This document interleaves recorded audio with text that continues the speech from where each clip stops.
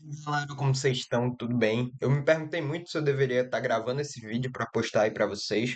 Tava aqui trabalhando, tô trabalhando desde cedo na Petros e é o seguinte, eu não sabia se eu gravava ou não, porque a gente tá passando por um momento complicado na empresa, mas como eu senti de gravar esse vídeo e é algo sobre a Bíblia, eu falei, cara, não importa os problemas que eu tô passando, não importa o que tá acontecendo comigo, tenho que passar esse conhecimento, nem que seja um pouquinho desse conhecimento que eu tenho para vocês. Antes de eu entrar no assunto primordial, queria ler esse livro aqui da Bíblia com vocês, que esse trecho da Bíblia com vocês, que fica lá em Filipenses 2. A gente vai ler do verso 19 até o verso 30. E eu até compartilhei aqui a tela porque eu quero muito que vocês prestem atenção nesse texto. Tem como fazer uma pregação por inteira. Eu fui na primeira igreja presbiteriana do Recife, em um culto da juventude esse sábado. O texto foi baseado nessa exposição de Filipenses 2, mas eu quero dar início a ela para comentar sobre esse carinha daqui, Augustinho de Hipona. E vamos ler aqui, fazer essa exposição rapidinha, e depois eu comento sobre Augustinho de Hipona. Começando do verso 19.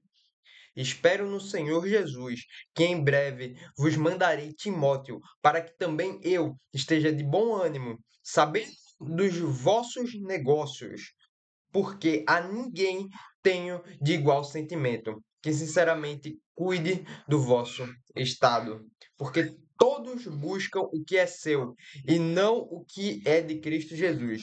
Mas bem sabeis qual a sua experiência e que serviu comigo no Evangelho como filho ao Pai.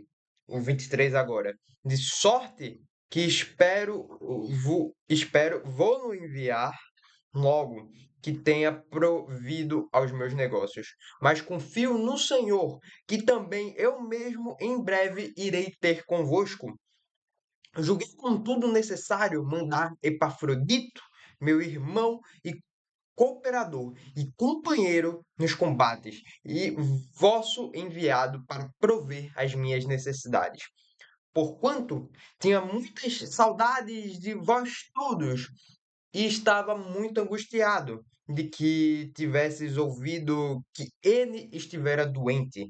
E de fato esteve doente e quase à morte. Mas Deus se apiedou dele, e não somente dele, mas também de mim, para que eu não tivesse tristeza sobre tristeza.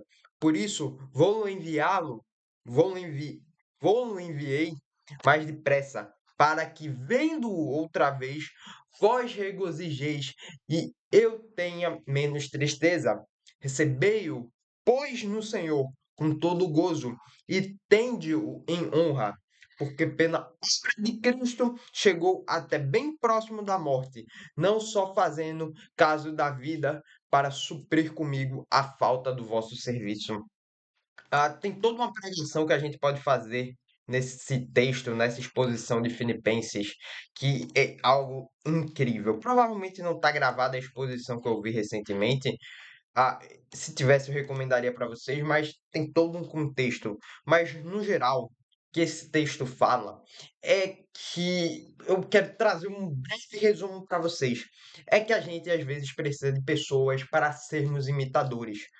Nosso foco, nosso alvo primordial sempre foi Cristo. Devemos ser imitadores a Cristo e pensar o que Cristo faria nessa situação, o que ele faria, e tentar tomar atitudes parecidas com Cristo.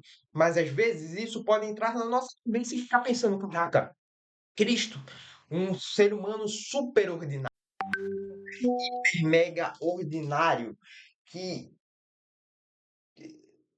não tem muito como a gente imitar, porque ele veio sem pecado. Como que eu imitar ele? A gente desce um pouquinho mais para Paulo, ou para nossos irmãos católicos de São Paulo. Descemos para Paulo. Sejam meus imitadores, assim como eu sou de Cristo. Ótimo, vamos tentar imitar Paulo, um ser humano também. Mas a gente olha para Paulo, pecou, sim, pecou, mas ainda assim teve coisas sobrenaturais que aconteceram na vida do apóstolo Paulo. Ele viu a Cristo. Cristo no Novo Testamento, ele presenciou, ficou cego, ouviu a voz audível de Cristo.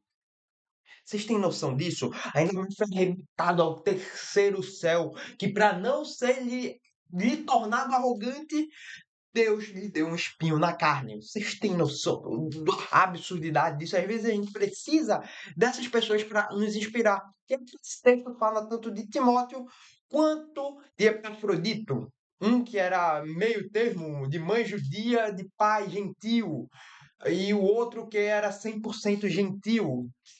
A gente pode se inspirar nisso também.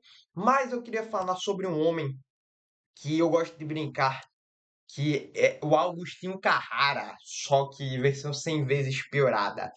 Agostinho Carrara é branco, Agostinho de Hipona, ou Santo Agostinho para outros, que nasceu no ano de 354 no norte da África, em uma cidade chamada Tagaste, que hoje é conhecida como Argélia.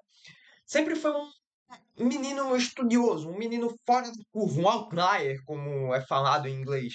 Tinha uma mente brilhante, amava aprender a ler, mas seu coração desde quieto, porque desde pequeno ele conhecia a Deus, por causa de sua mãe, que para os católicos é conhecida como Santa Mônica, foi uma cristã totalmente fervorosa.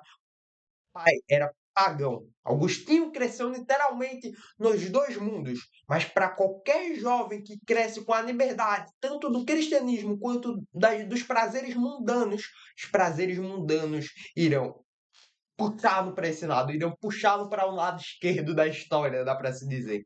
E ele buscou cada vez mais prazeres em vícios, se casou, boa, ótimo, mas teve um filho fora do casamento. Mergulhou em filosofias que tentavam explicar de tudo, menos de Deus. Uma história de Agostinho bastante interessante, inclusive, que Agostinho estava andando no meio da rua e uma das mulheres que ele teve um caso o chamou Agostinho! Aí ele continuou andando, ela chamou de novo e ele falou novamente depois que ele já não era o mesmo Augustinho que teve o caso com ela, era um outro, um novo homem. E nessa época de promiscuidade dele, ele sempre orava, porque ele sempre conhecia a Deus. E ele sempre pediu: Senhor, dai-me castidade e continência, mas não agora. Ele queria Deus, mas não queria abrir mão dos seus prazeres. Algum tempo depois, Agostinho foi estudar em Catargo, uma das maiores cidades da época. Lá ele se destacou como professor de retórica, que na época era muito importante, principalmente antes de Cristo ou no período pré-socrático com os sofistas, a retórica era algo muito importante. Com a vida de Sócrates e a filosofia que ele estabeleceu, a retórica foi deixada um pouquinho de lado, mas ainda assim, o falar bonito, o escrever bonito era uma qualidade muito boa que principalmente na época não era tão acessível para todos os públicos, dá para se dizer. E com o destaque que ele teve como professor de retórica, ele conseguiu fama, riqueza, viajou para Roma e depois para Milão. Inclusive, em Milão foi onde conheceu o cara que deu start, talvez, na sua vida espiritual.